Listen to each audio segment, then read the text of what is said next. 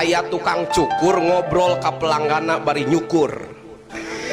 Cek tukang cukur ngobrol ka pelanggana, Kang kuring mah teu percaya Allah teh aya bari nyukur teh. Kuring teu percaya Allah teh aya. Eta nu keur dicukur nanya, pedah naon maneh caliwara nyebut Allah eueuh. Lamun nya Allah aya moal aya jelema sangsara da aya Allah.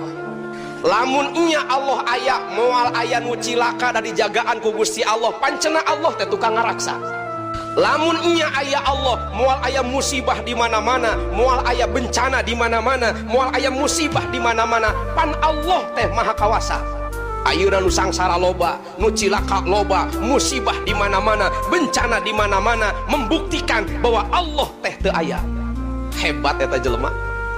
Nu dicukur teu nembalan, beres dicukur bayar init Pak. Teu lila datang deui mawa nu gondrong. Ceuk eta jelema ka tukang cukur, Kang, kuring mah teu percaya di alam dunia ieu aya tukang cukur. Ceuk tukang cukur, ai uing pan tukang cukur, tadi ge maneh tas dicukuran kuing, henteu teu percaya. Naon sababna? Lamun nya di alam dunia ieu aya tukang cukur, moal aya nu gondrong. Kahartos manawi kahartos. Kumaha ceuk tukang cukurna? Lain eueuh tukang cukur, nu gondrongna teu datang nyamperkeun tukang cukur, Pak. Dalamun menta mah dicukur moal gondrong.